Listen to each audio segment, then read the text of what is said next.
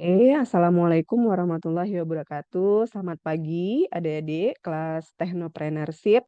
Alhamdulillah kita memasuki pertemuan kelima hari ini, tanggal 24 Oktober 2022 ya. Oke, gimana kabarnya? Semoga semua sehat dan alhamdulillah tadi malam sampai dengan pagi ini saya baru cek ya. Tadi malam baru beberapa kelompok dan alhamdulillah pagi ini sudah bertambah jauh lebih banyak mahasiswa yang mengumpulkan tugas, eee di pertemuan 4 ya. Dan dari sejumlah kelompok yang mengirimkan tugas, ada 2 kelompok terbaik yang berhasil menyajikan laporan interview dengan owner-nya berkaitan dengan bagaimana sebuah, perusahaan, dan si owner-nya menghadapi krisis dan strategi apa yang mereka lakukan ya. Oke, saya kasih plus dulu buat 2 tim terbaik yang berhasil menyajikan datanya dengan, eee, sangat baik ya menurut saya, karena unsur-unsurnya semua sudah terpenuhi dari mulai cover, terus tuh judulnya ya, di pendahuluan menjanjikan terlebih dahulu kondisi dari si perusahaannya ya, profilnya, menceritakan profil singkat tentang perusahaannya, lalu baru masuk ke tentang bagaimana sih si, bisnis tersebut, si owner menghadapi krisis, di COVID-19 kemarin ya. Setelah diceritakan, disajikan, baru masuk strategi apa yang mereka lakukan dalam menghadapi krisis. Baru masuk, kesimpulan ya. Kesimpulan ini, tentu menyajikan data-data yang didapat ketika, interview all secara keseluruhan dan dikaitkan dengan materi pertemuan 4 kemarin ya, dan diakhiri dengan, dokumentasi foto. Saya perlihatkan dulu, eee, materi ya. Kelompok yang terbaik. Oke, ini kelompok pertama yang terbaik ya, ada dari kelompoknya Anggun, Dameria, Mdava, Nikadek, Fatmasari, Niwayan Devi ya. Oke, ini terbaik pertama, kelompok ini. Ini seperti yang saya bilang strukturnya, sistematis ya. Ada, menceritakan tentang profil secara singkat, ya, bagaimana Surya Maksima didirikan ya, terus kondisi Surya Maksima di saat Covid diceritakan dalam ya. Nah, ini kemampuan menarasikan hasil interview juga menurut saya sangat baik ya. Karena terpenting dari, proses menarasikan tuh kalau kita interview banyak tapi tidak berhasil menarasikan juga akhirnya tidak bisa tersaji dengan baik ya. Nah, setelah itu baru masuk ke strateginya, strategi Surya Maksima untuk bertahan ya, baru nanti di kesimpulannya nih, faktor-faktor keberhasilannya dikaitkan dengan, materi di pertemuan. Oke, ada dokumentasi dan lain-lain. Oke, sip. Kelompok 4 ya, kelompoknya Dameria dan tim, oke. Lalu, eee, kelompok kedua terbaik ada dari, Andre, Devrian, dan tim. Ada Gani, ada Osalia, ada Muhammad Haris, ada Ulil Albab ya. Sama ya dari cover-nya baik, sudah tersaji, terus ada profil sedikit ya. Walaupun tidak terlalu dalam, tapi setidaknya nggak bikin orang kaget bacanya ya. Ada pengantar dulu nih profil si, usahanya ya. Lalu masuk ke kondisi usaha saat Covid-nya seperti apa, ya, lalu baru masuk ke strategi recovery plan-nya dari si Kripik Sinta ya, dan faktor keberhasilannya, kesimpulan ya. Bagaimana strategi dari Kripik Sinta terkait dengan recovery plan bisnisnya ya, dan dikaitkan dengan materi pertemuan 4. Terakhir ditutup dengan lampiran lampiran foto dokumentasi bersama. Oke, sip. Makasih buat teman-teman, sudah, aktif ya mengumpulkan tugas. Untuk teman-teman yang lain, koreksi dari saya, semua sebenarnya sudah ya sudah menunjukkan usaha yang lumayan ya. Hanya saja mungkin sedikit, harus lebih intens lagi dalam melakukan latihan menulis ya, utamanya menulis laporan. Kenapa? Karena ketika misalnya Anda sudah terbiasa, menyajikan data dari interview dan lain-lain, observasi ya, Anda menyajikan narasinya dengan sangat baik, sistematikanya, rapi gitu ya, berurut, terus itu penggalian datanya dalam dan bisa disajikan, maka tulisan Anda akan sangat menarik untuk dibaca dan kemampuan menulis ini sangat penting ya, utamanya ketika nanti Anda melakukan riset ya, atau penelitian skripsi nantinya. Oke, masuk ke pertemuan keempat, hari ini saya izin melakukan online ya, tapi karena beda dengan pelatihan kemarin waktu Pekerti saya benar-benar full habis waktu saya untuk kerjain tugas, jadi untuk buat video, sekedar buat video aja saya nggak sempet ya. Oke, dan hari ini, karena ada pelatihan saya izin untuk melakukan pertemuan daring ya, dan penyampaian materi pertemuan 4 sebenarnya tidak terlalu rumit ya teman-teman, ini sudah pernah disampaikan saat teman-teman mengambil mata kuliah Design Thinking Innovation ya, karena di materi kelima kita akan bicara tentang design thinking. Oke, ya sebenarnya ini sekedar review ya. Apa sih kaitannya design thinking dengan bisnis, utamanya di mata kuliah Teknopreneur. Nah teman-teman, penting sekali, mindset ya, dan penguasaan metode berpikir desain dari apa yang Anda pelajari pada mata kuliah design thinking ya.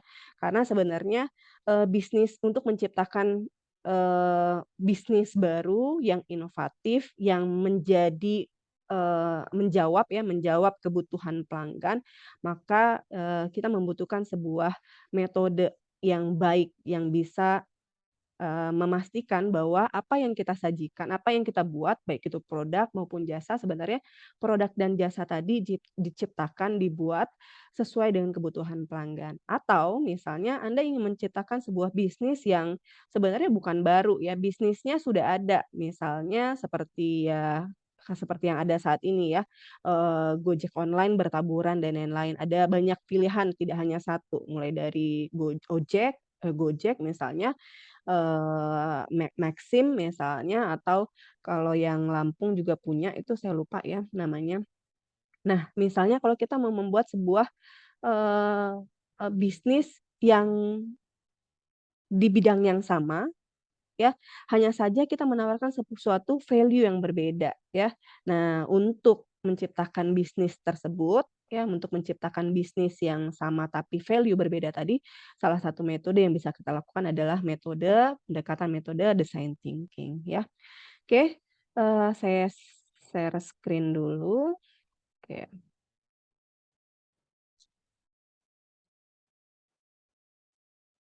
oke. Nah,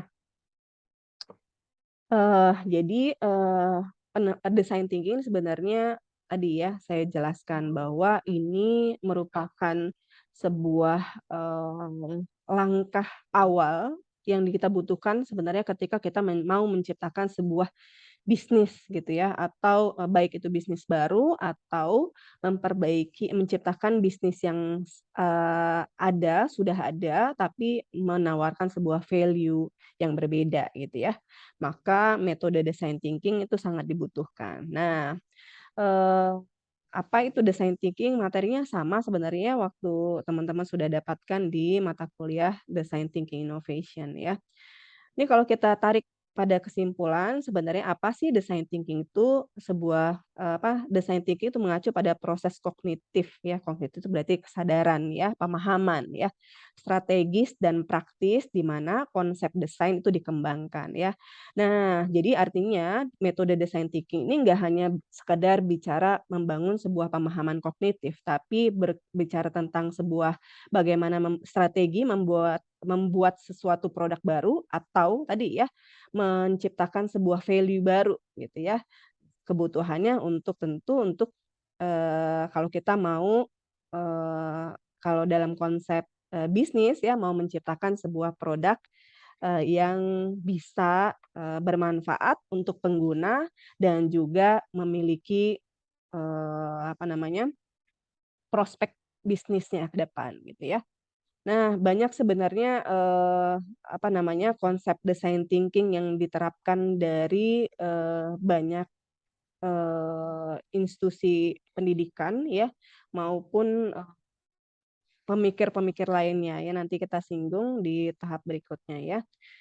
Jadi sebenarnya kalau kita bicara design thinking itu adalah, eee, apa namanya, sebuah langkah atau metode dalam menyelesaikan sebuah persoalan ya, berbasis fokusnya human center, manusia gitu ya. Jadi perspektifnya itu adalah si pengguna, si manusianya, bukan kitanya, tapi si manusianya atau si penggunanya atau yang memiliki masalah tadi ya. Yang pendekatan metodenya dilakukan dengan beberapa tahapan ya. Dan sebenarnya, design thinking ini adalah, bagaimana pemikiran desain kita untuk menciptakan sebuah produk yang bisa digunakan oleh pengguna ya. Oke.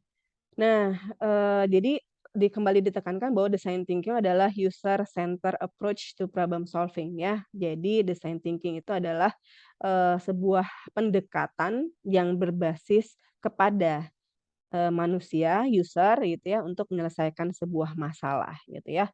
Nah, jadi, kalau kita mau menciptakan sebuah bisnis baru atau menciptakan value bisnis baru, misalnya tadi Gojek gitu ya. Oh, Gojek sudah ada, terus, lalu ada Maxim juga. Nah, kalau kita mau menciptakan value yang berbeda dari apa yang ditawarkan Gojek, apa yang ditawarkan Maxim gitu ya, maka kita mulai mengganti frame pemikiran kita atau cara pandang kita menggunakan, cara pandang pengguna ya, user center tadi. Apa sih sebenarnya yang orang yang orang masih belum puas dengan layanan Gojek? Atau apa yang orang rasakan masih belum bisa memberikan kemudahan jauh lebih, mudah dari apa yang ditawarkan Gojek sama Maxim gitu ya. Nah, pendekatan user center tadi adalah, salah satu metode yang digunakan dalam, pendekatan design thinking ya. Oke. Nah, sebenarnya design thinking itu sedikit sekali porsi berpikirnya ya, tapi lebih banyak kepada melakukan gitu ya. Kalau kita simak misalnya, gunakan metode design thinking dengan pendekatannya IDEO misalnya ada 5 ya, empathize, terus itu define, lalu, ideate, lalu ada, prototype dan test gitu ya. Pada 5 tahap ini sebenarnya yang, berpikirnya hanya pada tahap, eee, apa namanya, eee, ideate ya, tapi itu juga, lebih kepada banyak melakukannya gitu ya. Oke. Jadi, sebenarnya, design thinking itu bukan, eee, metode berpikir berpikir gitu ya, tapi sebenarnya tentang, berpikir bagaimana mendesain sebuah produk ya, untuk bisa digunakan oleh pengguna. Nah, kan banyak nih teman-teman di era digital ini juga dikenalkan dengan ada namanya digital design ya, dan apa bedanya design thinking sama digital design ya. Jelas sebuah, apa namanya, hal yang berbeda sekali ya kalau bicara tentang digital design itu berarti, bicara tentang, pendekatan marketing sebenarnya ya. Jadi, pendekatan marketing itu maksudnya apa, apa yang kita buat gitu ya, membuat orang menginginkan produk kita gitu ya. Kita membuat sebuah produk sehingga produk tersebut, orang tertarik dengan, dari desain yang kita tampilkan gitu ya, tertarik dengan produk yang kita buat ya. Tapi sebenarnya kalau design thinking, justru tahap awal dari sebelum, digital marketing dilakukan ya, tapi membuat sebuah produk yang benar-benar dibutuhkan oleh pelanggan ya. Nah, kalau digital design berarti biasanya bicara tentang flyer misalnya dalam bentuk digital ya, terus mungkin poster ya dalam bentuk digital, atau, logo dan lain-lain gitu ya, ya yang didesain, yang dibuat dalam bentuk digital untuk memasarkan sebuah produk ya. Jadi dengan produk tersebut, dengan desain tersebut menarik orang untuk membeli. Sementara kalau design thinking justru kita menciptakan sebuah produk yang dibutuhkan oleh pelanggan. Oke. Nah, sebenarnya kapan sih, design thinking ini dibutuhkan ya?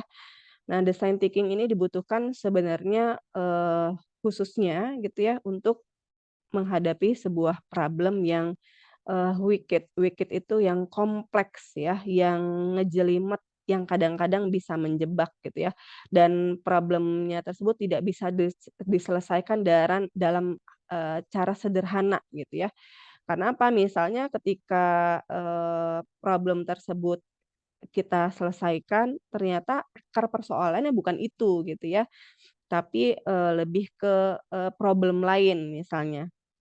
Misalnya, contohnya kalau kita istilahkan dalam soal makan aja, kita, mau menyelesaikan problem orang yang sulit makan gitu ya. Oh ternyata, solusi yang kita hadirkan adalah menyajikan makanan yang dalam bentuk, apa namanya, tampilan yang menarik gitu ya.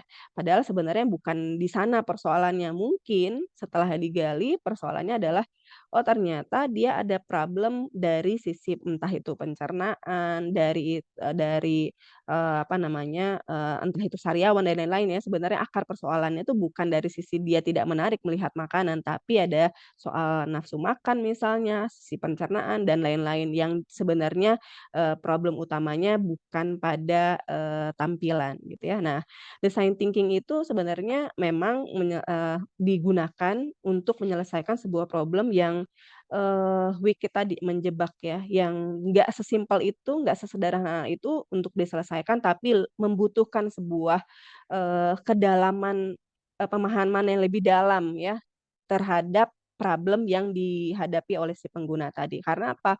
Karena yang kita lihat di luar kulit si pengguna tadi, belum tentu itu sebenarnya sumber dari masalah yang dihadapi si pengguna tadi ya.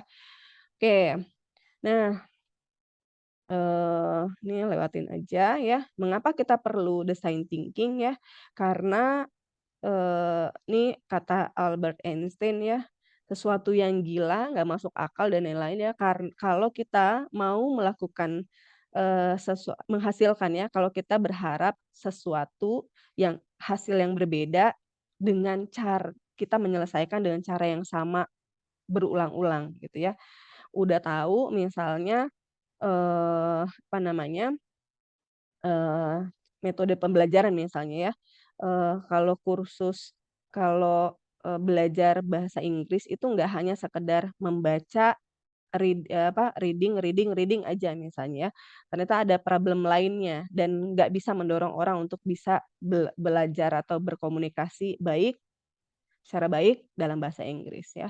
Nah, kalau kita mengharapkan hasil yang sama terus-menerus tanpa mempelajari atau memahami sebenarnya apa sih yang membuat orang sulit untuk belajar bahasa Inggris dan apa yang membuat dia atau seseorang itu lebih mudah untuk memahami bahasa Inggris misalnya ya. Nah, berarti kan ada cara yang berbeda yang harus kita lakukan setelah kita melakukan penggalian dulu apa sebenarnya menjadi, problem utamanya atau kesulitan utamanya gitu ya. Nah, karena itu kita perlu design thinking tadi ya.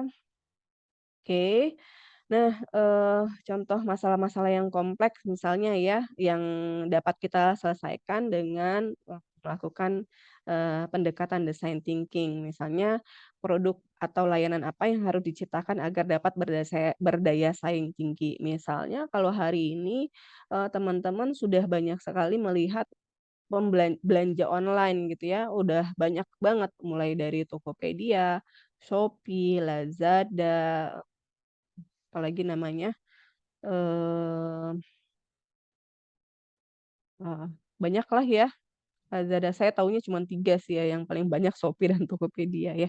Nah kalau kita mau menciptakan sebuah produk tadi, mau masuk ke segmen pasar e-commerce gitu ya, kita mau ambil layanan e-commerce. Nah, harus, kan mengingat sudah ada Shopee, sudah ada Tokopedia, sudah ada Lazada, dan lain-lain ya. Artinya kalau mau menciptakan sebuah produk yang berdaya saing tinggi, yang bisa menyaingi apa, menjadi kompetitornya, Tokopedia dan Shopee misalnya, berarti kita harus tahu gitu ya, problem apa yang masih belum cukup memuaskan pelanggan ya, atau, masih banyak keluhan pelanggan pada, persoalan-persoalan apa saja dari layanan yang mereka gunakan tadi ya. Maka pendekatan design thinking itu dibutuhkan. Terus atau mau membuat sebuah inovasi baru ya, tapi, biar nggak melawan regulasi gitu ya. Nah, ini juga dibutuhkan. Misalnya saya pernah sempat, cerita ke teman-teman dulu waktu saya, apa namanya, ikut dalam sebuah acara di Jakarta ya, ada sebuah, eee, diskusi bagaimana menangkap peluang berkaitan dengan, bisnis layanan jasa, antar gitu ya, distribusi gitu ya. Nah, eee, waktu itu ada konsep atau ada pemikiran, bahwa persoalan utamanya adalah kalau kita mengandalkan sistem antar kan ada proses yang cukup cukup membutuhkan waktu ya dan biaya mahal gitu ya.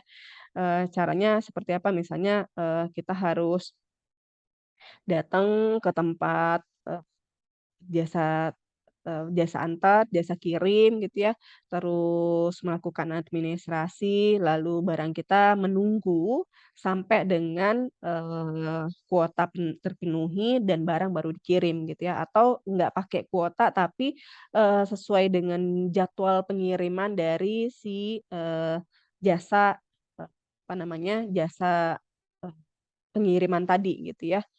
Nah, itu kan membutuhkan waktu yang nggak sebentar gitu ya. Artinya barang kita mengendap karena harus menunggu jadwal pengiriman atau misalnya karena,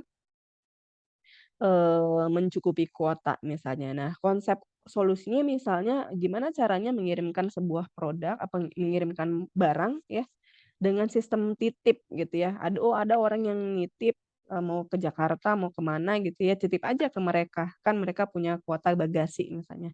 Nah, dari sisi regulasi kan sebenarnya ada hal-hal yang harus diantisipasi, misalnya, oh ternyata dalam sistem sistem titip seperti itu pun cukup beresiko, mengingat tadi, jangan-jangan barang yang dititip sebenarnya barang-barang berbahaya atau ilegal gitu ya. Nah, gimana caranya, sehingga kalau kita mau membuat konsep tadi ya, di sistem jasa titip seperti itu, tapi nggak merawan regulasi, berarti nanti, prosesnya akan seperti apa. Nah, makanya kita membutuhkan sebuah pendekatan yang berbeda ya.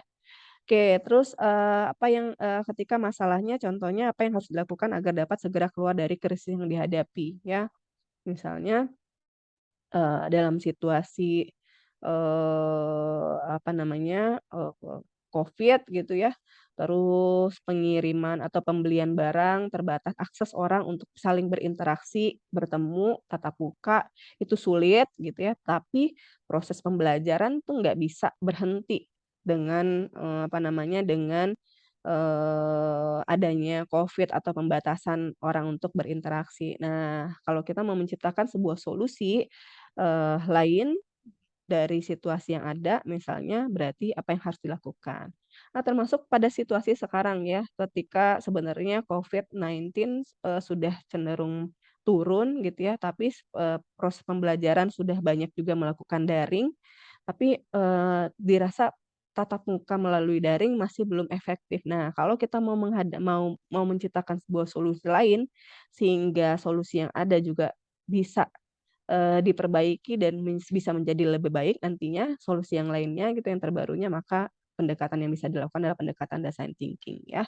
Termasuk misalnya kalau kita tahu jumlah pelanggan turun dari tiap hari ke hari gitu ya, terus apa yang harus dilakukan, metode design thinking juga bisa dilakukan ya, dan, banyak lainnya yang bisa kita lakukan atau kita selesaikan untuk masalah-masalah kompleks ya di kehidupan kita sehari-hari. Nah, apa resikonya kalau kita tidak melakukan pendekatan design thinking? Jelas ya, pertama, pasti menciptakan sebuah produk yang Eee, tidak dibutuhkan pelanggan ya. Kita berpikir bahwa itu adalah sebuah solusi sebenarnya, eee, tanpa, setelah karena perspektifnya perspektif kita gitu ya.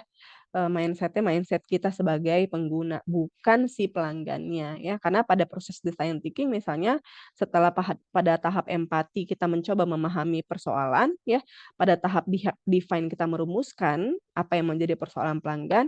Nah, pada tahap ideate dan tes itu menjadi kunci. Apakah benar sebuah produk atau barang atau jasa yang kita ciptakan tadi benar sesuai dengan, kebutuhan pelanggan atau benar-benar bisa menyelesaikan problem dari si pelanggan tadi ya.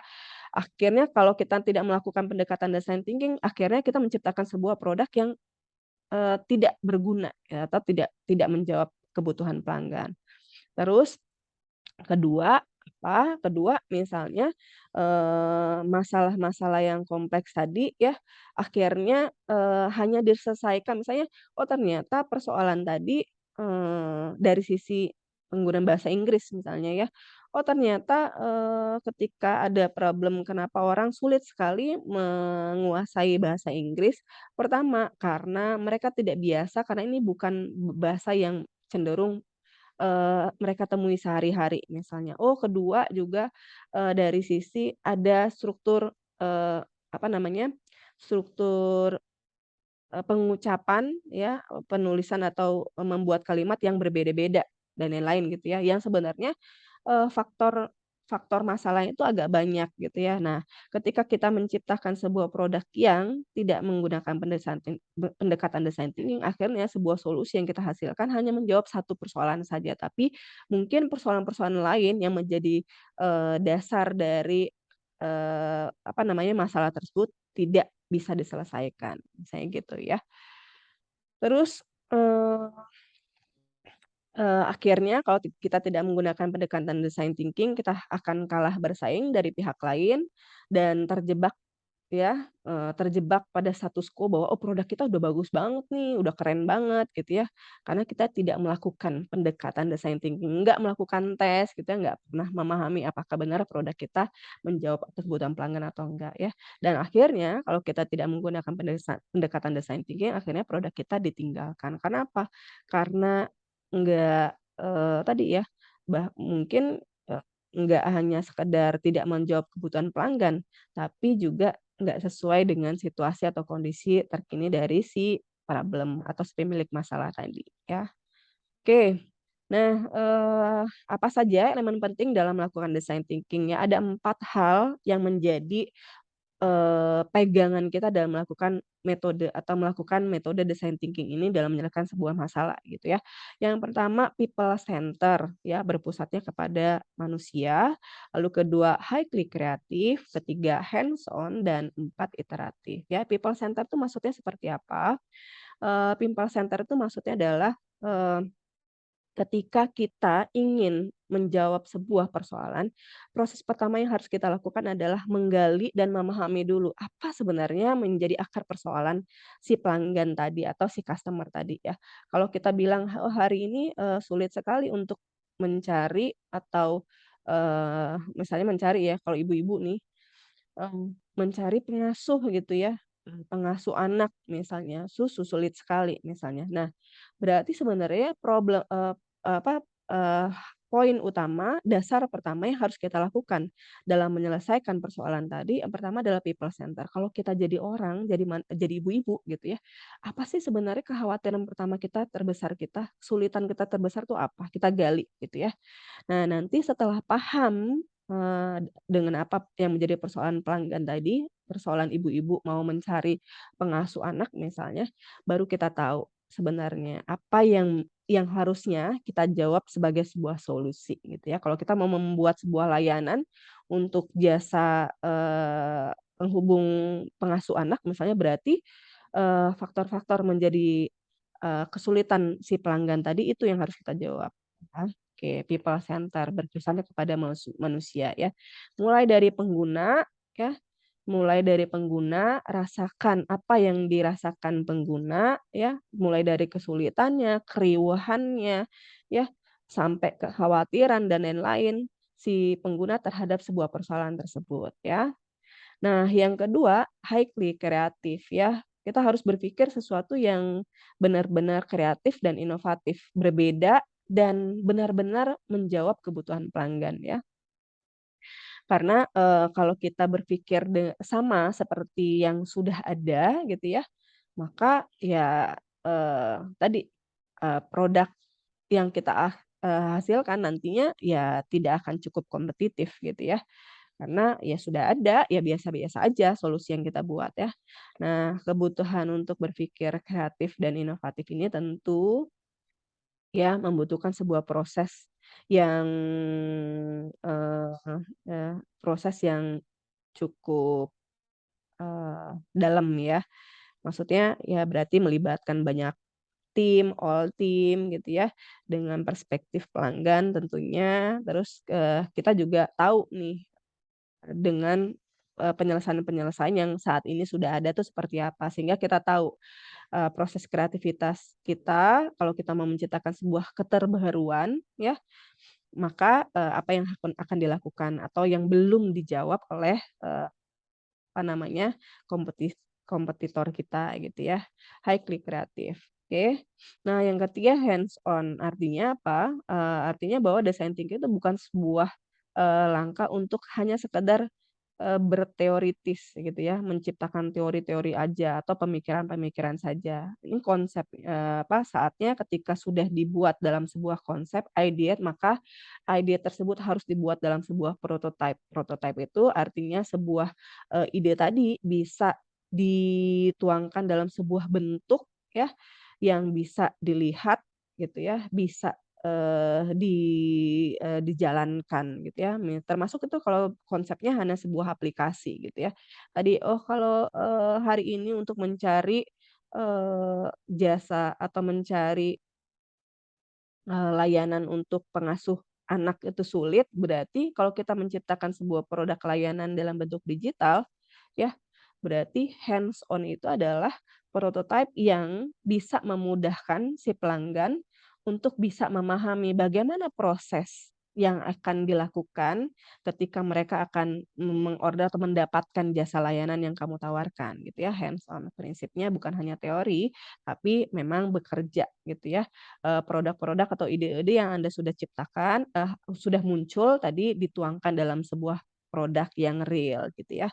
Nah, kuncinya dalam sebuah design thinking tentu kuncinya adalah, terus melakukan eksperimen ya, berbasis trial and error. Karena itu prinsip keempat dalam metode design thinking adalah iteratif, berulang-ulang ya. Karena, nggak mungkin sebuah produk itu bisa dilakukan, diciptakan langsung sempurna gitu ya.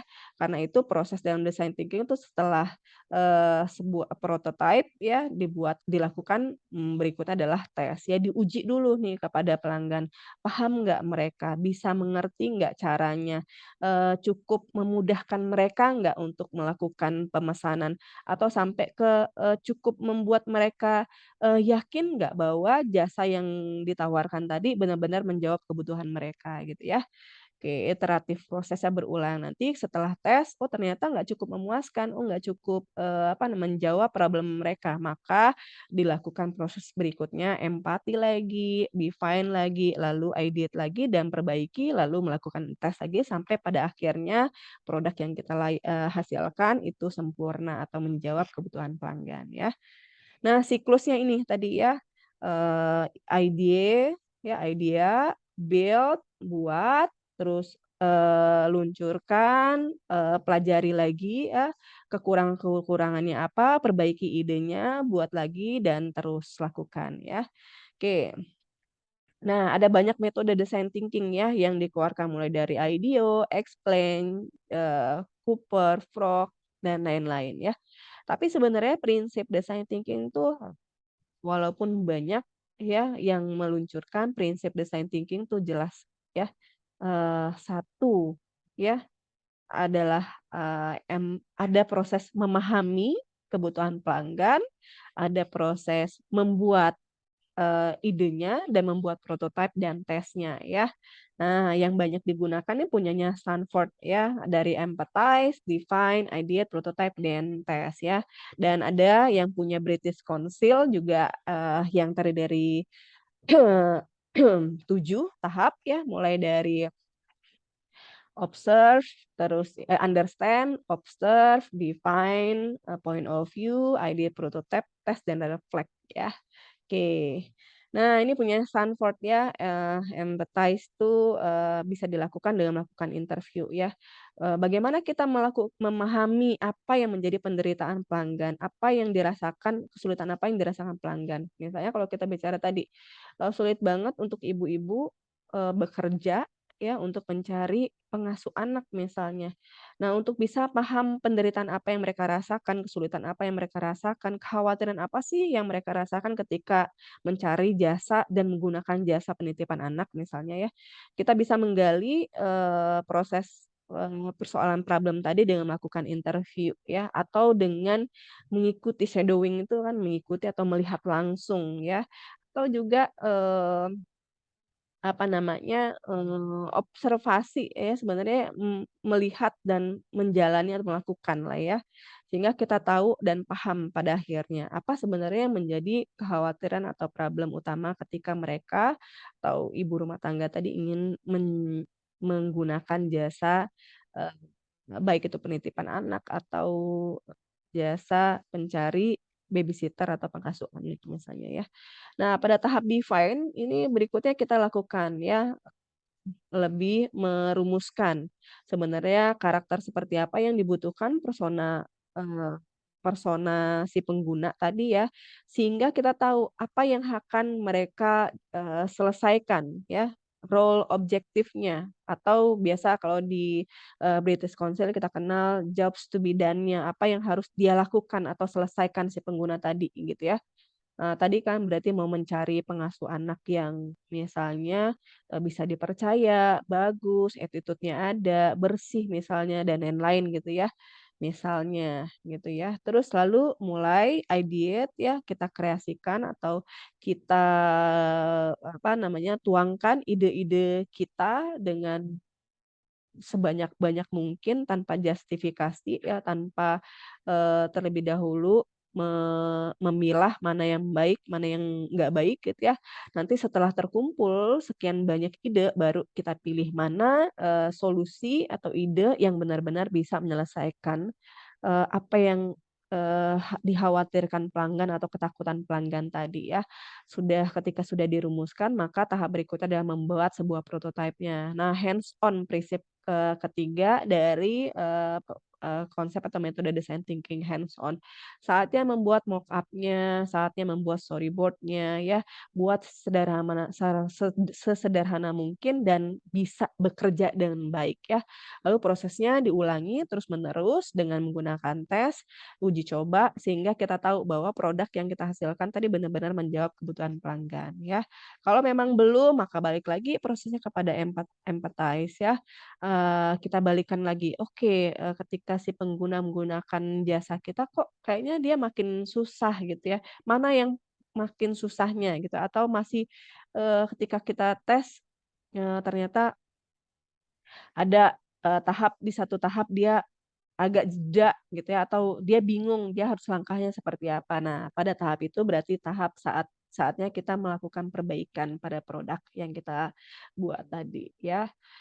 Oke, nah ini penjelasannya mulai dari empathize, define, ideate, prototype, dan test ya. Nah, kalau kita simpulkan sebenarnya design thinking framework itu seperti ini ya, prosesnya saling terhubung ya, dimulai dari empati gitu ya, apa namanya, ke define ya, dari empati ke define, nanti dia ke ideate, sudah buat ideate-nya, idenya, buat prototipe-nya, tes.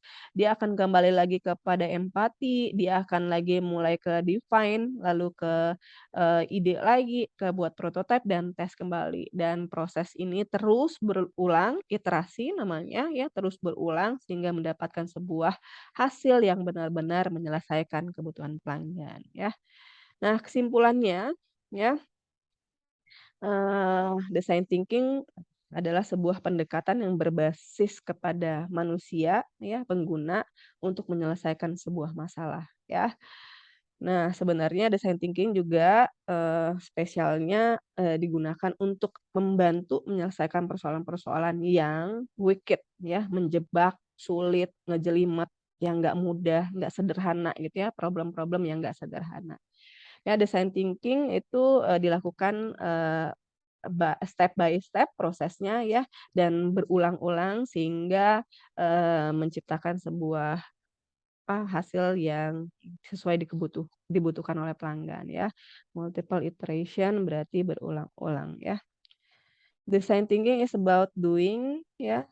Ini tadi, mmm, apa namanya, prinsip ketiga dalam design thinking ya, yaitu hands on ya. Design thinking itu is about doing ya, berarti itu tentang apa yang akan kita lakukan ya, apa yang kita lakukan gitu ya. Jadi, setelah ada konsep pemikiran, setelah kita melakukan proses empati, sudah kita tahu apa yang akan ide yang akan kita lakukan, berarti saatnya Anda membuat ya, atau melakukannya.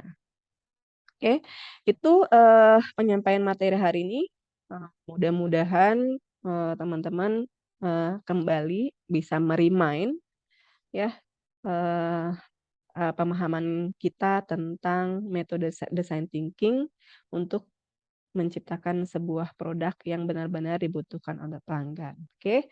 Nah, secara apa namanya, kalau kita kaitkan dalam pertemuan hari ini ya, kenapa seorang, di mata kuliah Technopreneurship itu, masih disinggung berkaitan dengan metode design thinking. Karena kalau kita mau menciptakan sebuah produk ya, digital utamanya teman-teman, maka metode design thinking itu sangat-sangatlah dibutuhkan ya. Karena apa? Belajar dari kesalahan ya. Hasil riset menunjukkan bahwa poin pertama faktor kegagalan sebuah startup itu adalah menciptakan produk yang tidak dibutuhkan oleh pelanggan. Karena apa? Karena tidak berbasis kepada pelanggan, tidak, user center ya, tidak berbasis kepada si pengguna gitu ya, tapi pada dirinya, perspektif, developer gitu ya, "Kayaknya nih keren nih bangun, sistem ini," gitu ya. "Oh kayaknya kalau dibuat," termasuk kalau membuat website dan lain-lain ya, website website kamu misalnya untuk menjawab kebutuhan pelanggan bagaimana, eee, mendapatkan layanan layanan, jasa, develop website misalnya ya, membuat website gitu ya. Tapi kalau sistemnya dibangun tanpa menggunakan metode design thinking akhirnya, orang bingung untuk menggunakan website kamu ya, gitu. Karena, tadi tidak, berbasis pengguna, membuat pengguna nggak mudah untuk memahami gitu ya. Oke, karena itu penting sekali, untuk pemahaman design thinking ini Anda kuasai. Oke, mungkin itu saja materi hari ini ya. Terima kasih atas partisipasi aktif Anda di perkuliahan pertemuan 4 dan pertemuan kelima ini nanti, akan ada sedikit tugas ya individu yang akan saya cantumkan dalam LMS. Sukses selalu untuk Anda, kunci sukses dalam berbisnis tentu adalah, apa namanya, eee, sebuah, langkah langkah langkah yang benar-benar bisa dilakukan ya, artinya nggak hanya sekedar berteoritis ya. Nah, tentu untuk memulainya juga membutuhkan sebuah effort dan komitmen dan kerja keras ya. Belajar dari pertemuan 4 bagaimana sebuah, seorang entrepreneur itu berhasil membangun bisnis, tentu Anda banyak sekali mendapatkan insight-insight menarik ya dari mereka. Bagaimana mereka memiliki mindset entrepreneurial ya atau mindset wirausaha. Fokus pada hasil, berhasil pandai melihat peluang gitu ya. Sampai dengan, berhasil melibatkan tim atau membangun tim yang, baik gitu ya, sehingga bisa membantu kita untuk mencapai visi dan misi perusahaan. Oke, akhiri pertemuan hari ini, sukses selalu untuk Anda. Wassalamualaikum warahmatullahi wabarakatuh.